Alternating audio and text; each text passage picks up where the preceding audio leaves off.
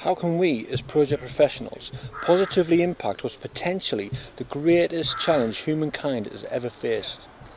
The climate crisis. Stick around to find out. Brian, welcome back. Thanks, Steve. Good to be back again. Back in the park again. Third time lucky, I hope. Look, great to see you again. Looking forward to do this final chapter of the series. Again, if anyone wants to know a little more about Brian's background, please go back and watch part 1 of the series. As I've said before, I would recommend watching part 1 and 2 first. So, climate crisis, global warming, net zero, green energy, all these phrases and more, they're around us every day in the media and across the internet to a point where they've become part of our day-to-day lives, really. So what does this mean to business and delivering projects? Is it someone else's problem? That's a good question, and I'm glad you brought me out to this lovely park, because it's a good example of why we should consider our environment and why we should look after it. It's a really complex subject. The environment is not straightforward, and I think that's sometimes gets lost in the media. We talk about global warming and some of these other issues. Is it somebody else's issue? No, it's everyone's issue. We all have to interact in some way with this planet that we live on. We've got to recognise that we need to keep the planet in a state where we can all happily live in it. I think recent issues, we've heard a lot of focus around rising temperatures, etc., melting icebergs, melting snow caps, rising sea levels, all of these kind of things. I think the problem we have with a lot of that is it's that far into the future, we believe, that it doesn't really impact us right now. But I think what we're seeing in recent weeks and months, and at the time of videoing now, we're in a situation where there's a lot of issues around gas supplies, energy costs, etc. I think people are starting to maybe see something that's more significant in terms of an immediate impact on them. How do we get our energy sources? Sorry, and of course we've got drought declared across the UK right now? Yeah, pretty much across. I know we've had some rain in the last day or two, but we've had a very hot summer. We've broken records that have stood for many, many years. And it's not just in the UK, we're seeing other countries, forest fires in Australia last year, the year before. In America, they've seen quite a lot of natural disasters, including fires. In Canada, the same. So we're seeing a lot of issues happening. I think in Pakistan at the moment, there's massive floods. And if you just look at the UK, take the UK as alone, we're seeing floods probably every couple of years that were only supposed to be 100-year floods. And the devastation that's causing, to the point where people can't even insure their houses anymore if they're in a floodplain. So those sort of personal impacts are things that people have seen in recent years. But I do think the more recent situation in Ukraine and the impact that has had in terms of supply of gas, for example, from Russia, it shows how interdependent we are on other countries in terms of keeping our lights on, heating our homes. And these are kind of things we've always taken for granted. Yeah. You flick on the light switch, the light comes on. Nobody ever thinks about really where has that come from, how has it got to me. It just happens. And I think equally we're seeing the increase in cost in how much to get these things to our houses, and how again we start to see that this impact on cost shows us that actually we could do an awful lot more to maybe reduce our usage, because we're now getting hit in the pocket and people are finding ways now to reduce it. I work in an industry now, I used to work in oil and gas, I must admit. I work in an industry now which is renewables, wind power. We're building wind farms now at a hell of a rate. And what we've seen is a massive swing from the traditional fossil fuel type of energy to more renewable. And where we're seeing that really is the advancements in technology. We're seeing a lot of focus now on the technology, because I did my environmental engineering degree back in the early 90s, and we talked about things like wind power, wave power, solar. All of these things have been around for many years, decades, hundreds of years, in fact. Before we had fossil fuels, even in some form or other. But it's only really, in recent years that we're starting to see where, things like wind power becomes cost effective against more traditional power. Before we get any deeper, can I just stop for a moment just to turn to all you people watching right now? Please smash the subscribe button. It really gives us a lot of help as a channel. Give us a like as well. It really helps the channel and make sure you don't miss any of the great content published. And please spread the word. Let's grow the family, grow the community. Okay, so back to the subject. Can you help to provide some examples of specific things that can be done through projects to help positively influence the environmental challenges we have? Positively influence. I know I spoke about this a little bit on the first session that we had around health and safety, and that is really what's the driver for any business to see, to for example take an environmental initiative, and it generally is cost. It always comes back to cost.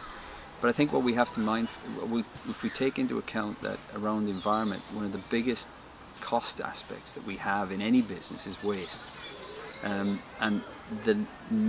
as much as we can minimize waste is as much as we can save ourselves cost or gain opportunity. And if you look at it from a project point of view, often minimizing waste in the system in whatever way it forms, that is actually a cost that you don't have to pass on to the customers. So it's an opportunity, it's a benefit that you get. So things like it might be material waste, it might be simple things like you have waste product, physical waste product coming off the back of the line, but if you can stop that coming into your supply chain in the first place, then you don't have that.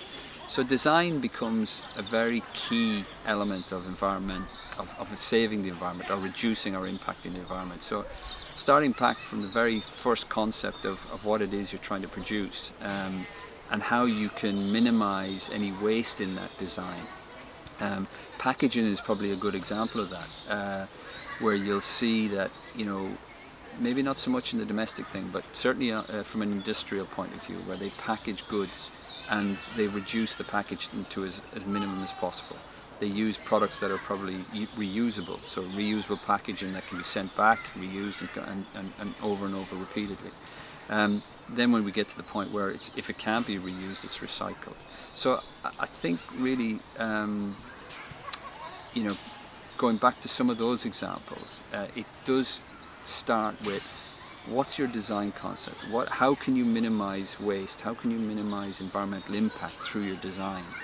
And that initial concept then will be driven through, right through the business. And anything you can cut out at the early stages has a multiplication impact as you go further on, because you avoid handling, you avoid distribution, you avoid extra cost, etc., etc. So anything that you can take out of the system at the outset, at the early stages, then has a multiplication effect as it goes, from going through the system. So what about thinking of your logistics and your supply chain alongside your logistics, because the two can relate as well? Yeah, very much so. What we're seeing to some degree, it's not quite hammered home yet, but we're seeing to some degree trying to limit, transport in the supply chain. In particular, right now we're seeing a massive increase in the cost of supplies. So China is still the big producer of the world. We still tend to go there because it tends to be cheaper. But what we're now seeing is that actually transport costs from China are making it a lot more difficult to compete with maybe European or closer suppliers, depending on where you are. But in particular, if we are manufacturing in China, for example, we will try and bring product from the same region, so rather than ferrying it across the world. Other things like people, it has been in the past very much, if somebody wanted to go and visit a site or whatever, they would get on a flight and they'd fly halfway across the world. They might only go for a couple of days, and it was really, what was the real benefit for such an exhaustive flight across maybe continents, etc. nowadays we can use some of the stuff that we've had to use for a lot of the technology now that's coming out in terms of Teams, for example, or Zoom, that type of stuff, which we've talked about, I know, before, in terms of the COVID impact, is using that to avoid bringing people into to locations where they could easily do it remotely. Other technology that we've used as well in the past is head cams and things like that, so we can actually use devices where we can actually give people tours of facilities, or engage with engineering teams from across the globe by virtue of using some sort of head cam. The Microsoft Halo system is an example of that. So we have an interactive system that we can use remotely. So it doesn't mean we have to fly people halfway across the world just to do something that really they could do just as equally as well from Getting very much more parochial, it actually gets me thinking. A lot of these things we see go full circle, don't they? A lot of things we go through life, we go through cycles. And it'd be interesting to see if over time, because of rising costs, because of the environmental challenges we have, and a number of other things, we've seen the high streets deplete. Yes. And away from local produce. Yes. I wonder if we come back to local produce. Yeah, it's a good question. We do see a drive in that. There is a lot of, they tend to be on the smaller scale. Buy local. You see these initiatives that you come out with. You go to some supermarkets where they say we only we deal with local suppliers, etc., etc. I think there's a double-edged sword and a challenge to that, and one part of it is, yes, it makes sense. Let's stay local. We can know the source of where we're getting things from. We don't have to transport it for long distances, and equally, then the food is probably fresher. But at the same time, the volumes in which we have to produce food makes it very restrictive in that sense. You tend to have these large-scale production facilities for food, be that large farms, etc., etc. And we're also seeing, I suppose, going back to the Ukraine situation right now, we're looking at, we're starting to realize actually Ukraine supplies something like 90% of the grain across the planet. This is probably something nobody would have even realized before this point. I didn't know that, certainly. Exactly. For sure. Yeah. But what it does flag up, it flags up our interdependence, on other countries, and the fact that now we know that's where we get our grain from, whereas we may not have thought of that before. So it's things like that we have to be mindful of the fact that, one, yes, it makes sense to be local, to grow local, but equally there's a volume aspect that we have to try and achieve. Yeah. Hence why we're going down alternative routes of creating food in different ways that we might not. What's your thought on business support and community projects then? So a little while ago I produced a blog and a vlog actually, and it was called £1,000 Can Plant 100 Trees. Okay. Basically, in round numbers. Yeah. And it was explaining how if a project of a certain size takes £1,000, you would not even recognise that in financial performance terms. Yes. But collectively, if we all planted 100 trees, we could plant 1 million trees in the UK quite easily every year. Yeah, and there's a search engine now, Ecos, I think it's called. I can get the name if you want to put it on the link, but where for every search you do, they plant a tree, and they've got a ticker going on there showing how many trees they planted. So there are those sort of initiatives, but yeah, look, I think there's there is a social aspect to businesses. They want to be able to engage in local, the local community and contribute back into the local community, and many businesses have that. I think sometimes it depends on the business. It depends on what they're looking to try and change or influence in the local community. But yeah, those types of initiatives would certainly be, I'm sure, well received. So getting back into the business itself then. Project professionals, especially more senior professionals, your project managers, your program managers and such, they're in an influential position as leaders in any business. So in what ways do you think this can be used to influence company policy and strategy around environmental issues? Do you think they've got a voice in that? Absolutely, yeah, absolutely. And I think you tend to find, the leaders that I tend to come across who have any environmental initiatives, they tend to have some link back to their own personal hobbies or whatever. So they might be somebody who goes and trail runs, for example, or somebody who walks goes hiking in the mountains, and they tend to have that connection. And I think, but I do think environment is always the poor relation to safety, for example. I think we don't maybe fully engage with the environment issues as we maybe should do. I know there's a lot of government drive, and there's a lot of industry drive at a very, very high level to improve our environmental impacts. And don't get me wrong, there is massive leaps forward in terms of how we are moving forward.